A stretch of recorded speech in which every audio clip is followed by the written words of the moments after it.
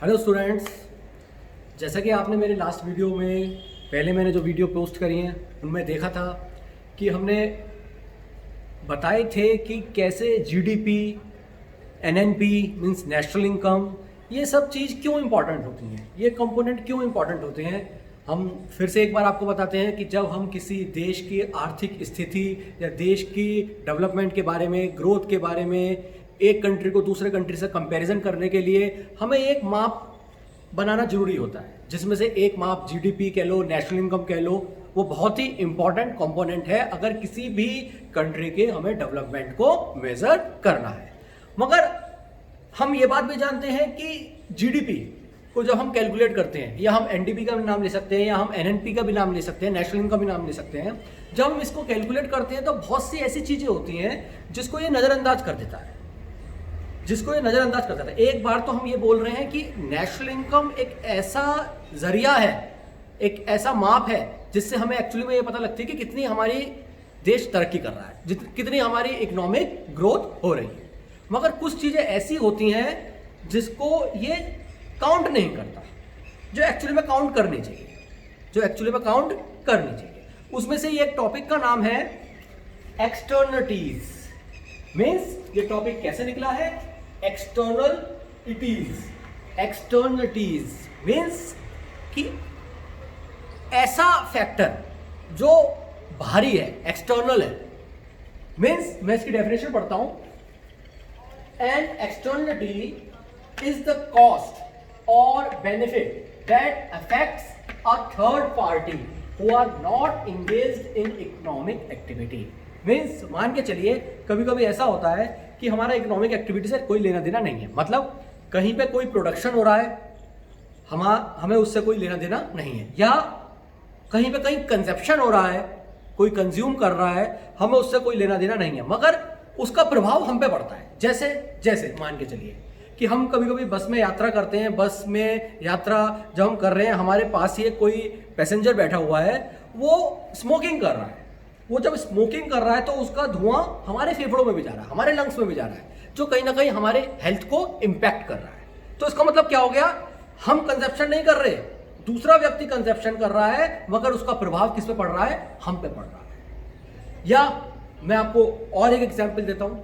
मान के चलिए कोई भी व्यक्ति ऐसा है कि हम जिस कॉलोनी में रहते हैं, हम जिस सोसाइटी में रहते हैं, उसके बराबर वाला जो हमारा पड़ोसी है, उसने अपने घर के आगे बहुत सुंदर सा बगीचा लगा रखा है, बड़ी मेहनत करी है उसने, बगीचा उसने बना रखा है, बड़े अच्छे फ्लावर्स हैं वहाँ पर। हालांकि फ्लावर्स हमें वो नहीं देता वो, मगर बड़े अच्छे फ्लावर्स हैं। हम जब भी सुबह सुबह उठते हैं तो उसकी खुशबू सूंघने से वो हमें मना नहीं कर सकता।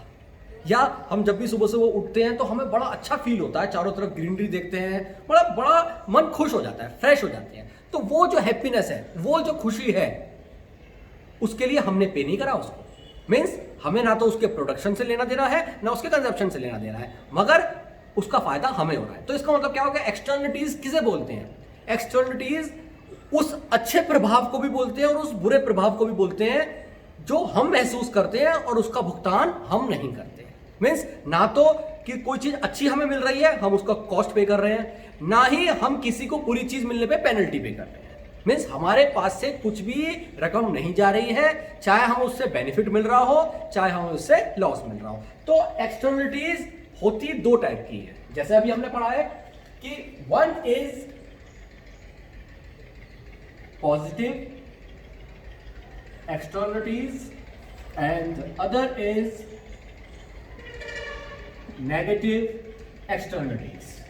one is positive and the other is negative। बहुत ही सिंपल टॉपिक है, बहुत छोटी सी वीडियो है। हालांकि देखिए ये वीडियो जो हमने बनाई है वो 12th के टॉपिक के हिसाब से बनाई है, अदरवाइज अगर हम कहीं कंपटीशन लेवल पे जाते हैं तो ये वीडियो बहुत वास्ट हो जाती है, ये टॉपिक बहुत वास्ट हो जाता है। मगर हमने सिर्फ 12th के कोर्स को ध्यान में रखते हुए चीज़ बनाई है। सिंपल सी बात है कि अगर कोई भी ऐसा प्रभाव पड़ रहा हो किसी भी व्यक्ति पर, किसी सोसाइटी पर, जिसका प्रोडक्शन और कंजप्शन से हमें कोई लेना देना नहीं है, या तो प्रोडक्शन से कोई लेना देना नहीं है या उसका कंजप्शन से कोई लेना देना नहीं है। जैसे मैंने आपको एग्जाम्पल बताया था, सबसे पहले मैं पॉजिटिव एक्सटर्नलिटीज का एग्जाम्पल बताता हूं। जैसे मैंने अभी बताया था, हमारे पड़ोसी ने भाई उसने बगीचा लगा रखा है उसने उसके बाग हैं, उसके बगीचा हैं, उसने फ्लावर्स लगा रखे हैं जिसकी पॉजिटिव वेव्स हमें भी आ रही है, जिसकी कहीं ना कहीं अच्छी सुगंध हमें भी आ रही है, जिससे वातावरण जो थोड़ा सा सुंदर सा हो रहा है उसका मजा हम भी ले रहे हैं। तो दैट इज पॉजिटिव एक्सटर्नलिटी। एक एग्जांपल और मैं देता हूं आपको। जैसे मान के चलिए हम किसी गांव में रह रहे हैं, ठीक है। गवर्नमेंट ने एक योजना निकाली कि जो भी गांव में आके फैक्ट्री लगाएगा, जो भी इंडस्ट्री लगाएगा, उसको बहुत सुविधा दी जाएंगी, उसको रॉ मटेरियल प्रोवाइड किया जाएगा।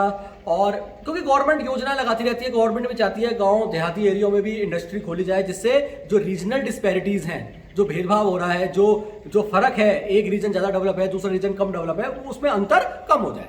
तो गवर्नमेंट ऐसी योजनाएं लगाती रहती है। अब मान के चलिए कोई उससे बाहर का कोई इंडस्ट्रियल या हमारे देश का ही कोई इंडस्ट्रियलिस्ट आया और उसने वहां पर इंडस्ट्री खड़ी कर ली।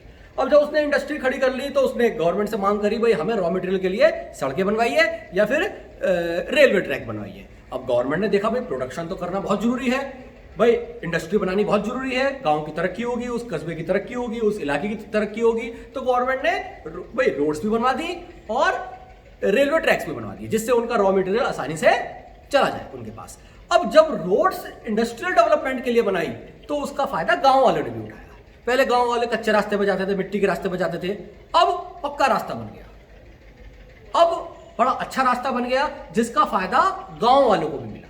तो ये क्या हो गया, this is an example of positive externality, कि उनको चाहे उन्होंने उसको पे नहीं कर रखा है, चाहे उनका प्रोडक्शन से भी कोई लेना देना नहीं है, किसी से भी लेना देना नहीं है, मगर उसका फायदा उसको मिल रहा है, गांव वालों को मिल रहा है। अब दूसरा मैं आपको एग्जांपल बताता हूं कि मान के चलिए कि वही जब फैक्ट्री, वही जब इंडस्ट्री प्रोडक्शन करेगी, धुआं निकालेगी और वही अपना वेस्ट जो है वो कहीं आसपास नहर में छोड़ेगी, तो कहीं ना कहीं वातावरण दूषित हो रहा है, पानी दूषित हो रहा है, तो उसका कहीं ना कहीं हेल्थ पे कुछ समय बाद प्रभाव पड़ना स्टार्ट हो जाएगा और लोग बीमार होना स्टार्ट हो जाएंगे। तो ये जो इंपैक्ट पड़ा, ये इंपैक्ट पड़ा नेगेटिव वाला, इसको हम बोलते हैं नेगेटिव एक्सटर्नलिटी।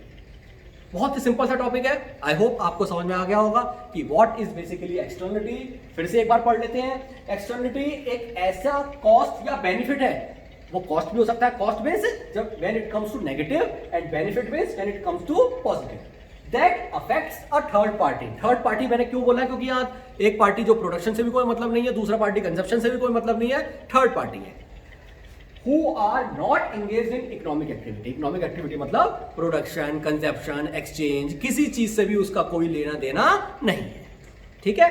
तो ऐसी पार्टी को, अब आप भी थर्ड पार्टी हो सकते हैं, मैं भी थर्ड पार्टी हो सकता हूं, मैंने बहुत सारे एग्जांपल आपको दिए, मेरे ख्याल से आपको समझ में आ गए होंगे the difference between positive externality and negative externality.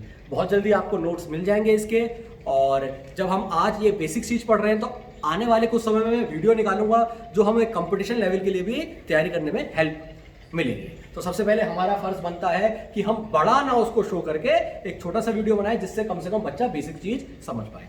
I hope आपने मेरी वीडियो पसंद करी होगी, और वीडियो को लाइक करना मत भूलिएगा और सब्सक्राइब करना भी मत भूलिएगा, जिससे आपको जब भी नई वीडियोस मैं निकालता हूं, देखो मेरा मोटिव क्या होता है, मेरा मोटिव ऐसा होता है कि आप लोगों को इस तरीके से समझाया जाए जो बहुत ईजी हो।